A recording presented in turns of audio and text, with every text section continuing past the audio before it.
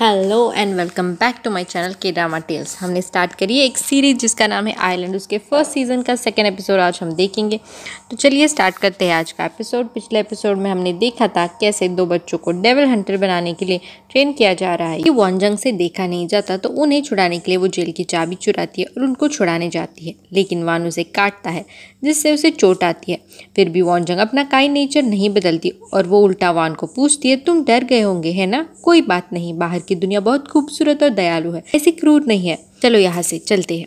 ये कहकर वो दोनों लड़कों को अपने साथ ले जाती है। तीनों जंगल के रास्ते पहाड़ी पे जा रहे होते हैं कि तभी चोट की वजह से वॉन्जंग का बहुत खून बह चुका होता है। वो वही बेहोश हो जाती है। यहाँ वो राजा वॉन्जंग की दादी को बोल रहा होता है कि भावनाओं में बहकर वॉन्जंग ने ये ठीक नहीं किया है। तभी वान जख्मी वॉन्जंग को वापस महल ले आता है। सब सैनिक चिल्लाने लगते हैं कि वान वापस आ गया। वान कहता है, प्लीज बस इसे बचा लीजिए। वॉन्जंग को वैद्य के पास ले जाते हैं, लेकिन राजा अब दोनों लड़कों को बेड़ियों में जकड़ने के लिए बोलता है और फिर कारागृह में डाल देते हैं और भागने की वजह से दोनों को बहुत मारा जाता है। कुछ दिनों बाद वॉन्जंग वापस आती है, लेकिन उनकी ये हालत उससे देखी नहीं जाती। वो वान से बोलती है, तुम दोनों को बचाने के लिए अभी मुझे ट्रेनिंग चाहिए होगी। मैं फिर वापस आऊंगी और तुम दोनों को यहाँ से छुड़ा ले जाऊंगी। तब तक अपना ख्याल रखना और जिंदा रहना। मैं जरूर वापस आऊंगी, मेरा इंतजार करना। यहाँ फ्लैशबैक का सीन खत्म होता है और हमें दिखाया जाता है कि फादर जियोनी यानी हमारा चा युनू कोरिया आ चुका है। जो रशियन फादर ने उसे मिशन दिया होता है सेवियर को प्रोटेक्ट करने के लिए। मिहो के आजुशी उसका वेलकम करते हैं और उसे एक जगह ले जाते हैं। उनकी बातों से हमें पता चलता है कि वो आजुशी खुद एक फादर है और वो भी सेवियर यानी मिहो को प्रोटेक्ट करने के लिए उसके साथ काम कर रहे हैं। आजुशी फादर जियोनी को सब बताते हैं और कहते हैं ये शैतान इतनी आसानी से मिहो को रहने नहीं देंगे। जियोनी कहता है, इसीलिए तो मैं यहाँ आया हूँ। आजुशी कहते हैं, मैं तुम्हें अपना भांजा बोल के मिहो से मिलवाता हूँ। तभी उसे मिहो का फोन आता है कि वो जंगल के पास है और उसके लिए एक गाड़ी भेज दे, लेकिन तभी उसका फोन का नेटवर्क चला जाता है। इस वजह से आजुशी ज्यादा कुछ क्लियरली सुन नहीं पाते। लेकिन तभी सेक्रेटरी कांग जो अब शैतान बन चुका है उसके पीछे आता है और उसे पकड़ लेता है। तभी अपना ब्लैक सूट गाय अपने खंजर के साथ वहां आता है और अपने एक ही वार से उसका हाथ काट देता है, लेकिन वो शैतान उस पर हमला करता है। दोनों के बीच बहुत फाइट होती है, लेकिन आखिरकार ब्लैक सूट गाय उसको मार देता है। मिहो ये सब देख रही होती है कि तभी पीछे से आजुशी की आवाज आती है। वो देखती है कि वो बंदा अभी वहां नहीं होता। आजुशी आकर मिहो से पूछते हैं कि क्या हुआ, सब ठीक है? वो पुलिस को साथ लेकर आए होते हैं। मिहो पुलिस को बताती है कि कैसे उसने एक मर्डर देखा है, लेकिन क्योंकि वहां पे कोई लाश, हथियार या खून नहीं होता और जिस शैतान की कहानी वो बता रही होती है, जिसके सिंग निकल आए होते हैं सेक्रेटरी कांग जो मॉन्स्टर बन गए, पुलिस मिहो को पागल समझने लगती है। वो सोचती है कि ये अमीर बाप की बिगड़ेल औलाद जरूर कोई नशा करती होगी जो ऐसे पागल की तरह शैतान की कहानियां सुना रही है, इसलिए कोई भी उसे सीरियसली नहीं लेता।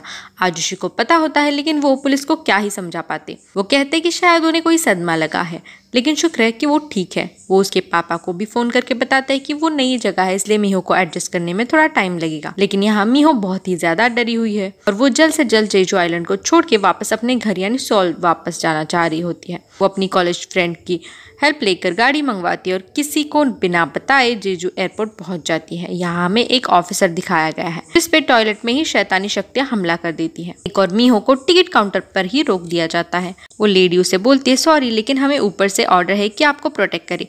मिहो कहती है कि उसे जल्दी सोल पहुंचना है और वो बिल्कुल नहीं रुकना चाहती। तभी एक ऑफिसर वहां आता है और उसे अपने साथ ऑफिस में ले जाता है और एक कॉल पे बात करता है। वो उसे बताता है कि उन्हें ऑर्डर्स मिले हैं कि आपको यही सुरक्षित रखना सही रहेगा जब तक उसे लेने के लिए कोई और नहीं आ जाता। तभी शैतान बना ऑफिसर वहां आता है और मिहो पे हमला करता है। वहां के बाकी ऑफिसर उसे बचाने की कोशिश करते हैं, लेकिन वो शैतान ऑफिसर शक्तिशाली होता है, इसलिए वो उनपे हावी होता है। इस सब में मिहो वहां से बचकर भाग निकलती है, लेकिन वो शैतान ऑफिसर बाकी ऑफिसर्स को मारकर उसके पीछे चला जाता है। मिहो एक आदमी की कार लेके भागने की कोशिश जरूर करती है, लेकिन वो शैतान उस गाड़ी के रूफ पे चढ़ जाता है और हर पॉसिबल तरीके से उसको पकड़ने और मारने का ट्राई करता है। इसी चक्कर में गाड़ी का एक्सीडेंट हो जाता है। अब मिहो गाड़ी से बाहर निकलती है और वापस अपनी जान बचाने के लिए जंगल की ओर भागती है। वही एक जगह देख के छिप जाती है। शैतान वहां आता है, लेकिन उसे ढूंढ नहीं पाता कि तभी मिहो का पैर एक लकड़ी पे पड़ता है, जिसकी आवाज के कारण शैतान को पता चलता है। वो उसे मारने दौड़ता है और तभी एक खंजर आके उसे लगती है। एंड अगेन अपनी हीरोइन को बचाने आ जाता है हमारा हीरो यानी अपना ब्लैक सूट गाय। उसे देख मिहो उसके पास जाके बोलती है, प्लीज मुझे इस शैतान से बचा लो, जल्दी नीचे आओ। लेकिन वो शैतान वापस उठ जाता है। तभी ब्लैक सूट गाय उसे पूरी तरह से मारकर उसका फायरी स्टोन बना देता है, उसे ले लेता है। मीहो उसे पूछती कि आखिर ये चीज क्या है। वो बताता है कि लस डेमॉन्स मरने के बाद ऐसे पत्थर बन जाते हैं। तुम्हें क्या सच में कुछ भी याद नहीं है? और ये कहकर वो वहाँ से जाने वाला होता है। वो बोलती है रुक जाओ, आखिर मुझे समझ आए ऐसी भाषा में तो समझाओ कि आखिर ये मेरे साथ हो क्या रहा है। जब से यहाँ आई हूँ सब अजीब ही हो रहा है। सेक्रेटरी कान जिनके साथ मैं सालों से काम कर रही थी, उनकी आंखें लाल हो जाती है, मुंह से कीड़े निकलने लगते हैं, सींग आ जाते हैं। वो बताता है कि वो शैतान है जो सदियों से दुनिया में मौजूद है। वो इंसानों को मारकर उन्हें शक्ति मिलती है। मीहो कहती है मैं तुम्हें सरफिरा समझती अगर ये सब मैंने खुद एक्सपीरियंस नहीं किया होता तो, लेकिन आखिर वो सब मेरे पीछे क्यों पड़े हैं? वो कहता है कि ये तुम्हारा नसीब है। मीहो बोलती है कि ऐसा भी कोई नसीब होता है, और क्या वो मेरे पीछे सेउल या अब्रॉड भी आ सकते हैं?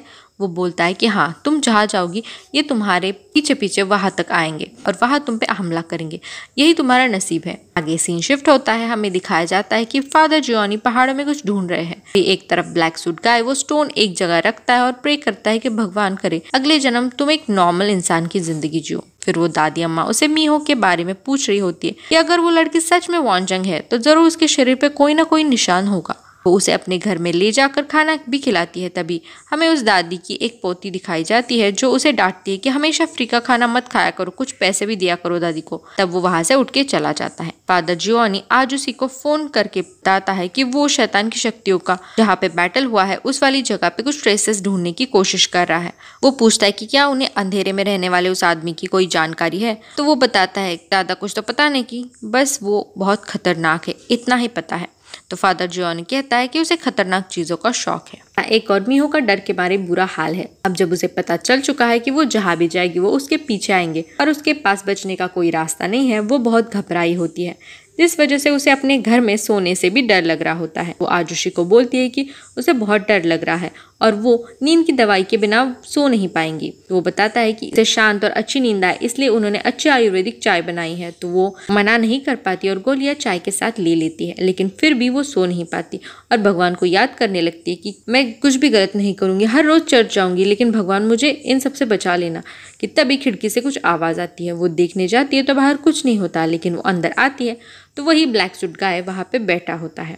वो पूछते तुम यहाँ क्या कर रहे हो, क्या वो शैतान यहाँ भी पहुंच गए? तो वो बताता है कि हाँ, लेकिन उसने उसको ठिकाने लगा दिया है। वो बताता है कि वो हर जगह आ सकते हैं, ऐसे ही छुप के बैठो तभी पॉसिबल है जीना। ये सुनकर उसे बहुत बुरा लगता है। वो कहती ऐसे डर डर के जीने से तो अच्छा है कि मैं मर जाऊं। बताती है कि दुनिया जितना समझते है उतनी लकी वो नहीं है। कहती कि उसकी लाइफ इतनी आसान और हैप्पी नहीं है। बचपन में उसकी माँ मर गई, एक आंटी है जो उसे मारना चाहती है और एक पिता है जो चाहते हैं कि वो ऐसे जिए कि जैसे वो एग्जिस्ट ही नहीं करती। इस सब में शैतानों की ही कमी थी, ऐसे में जीकर क्या करूंगी। फिर वो बोलती है क्यों ना तुम मेरे लिए काम करो as a security guard, body guard.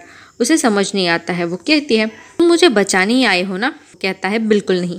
फिर मीहो कहती है कहीं तुम्हें मुझसे पहली नजर वाला प्यार तो नहीं हो गया? इस पे वो कहता है खुद को इतना भी इम्पोर्टेंट मत समझो। और वो जाने लगता है तो वो उसे कहती है कि प्लीज मेरी सिचुएशन समझो, तुम्हें मुंह मांगी रकम दूंगी, बस मेरे लिए काम कर लेना। कहती है हमें कॉन्ट्रैक्ट साइन कर लेना चाहिए। उससे पूछते तुम्हारा कोई आधार कार्ड नंबर नहीं है? ओ आई सी, नाम वगैरह कुछ तो होगा, कॉन्ट्रैक्ट पे क्या लिखूं? वो कहता है वान। मीहो फिर से बोलती है उसके आगे पीछे कुछ नहीं, बस वान।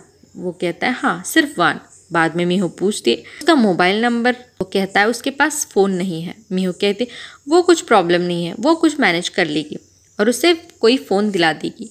और लास्ट में उसे अपने मन की सैलरी रकम डालने के लिए बोलती है। तब वो कहता है बहुत हुआ तुम्हारा मजाक, मैं जा रहा हूँ। तब मीहो उठती है और उसे रिक्वेस्ट करती है कि बस एक रात के लिए वो उसके साथ वहाँ रुक जाए। कहती है कि वो इस टाइप की लड़की नहीं है कि किसी भी रैंडम लड़की को रात गुजारने के लिए बोले, लेकिन वो बहुत ही ज्यादा डरी हुई होती है।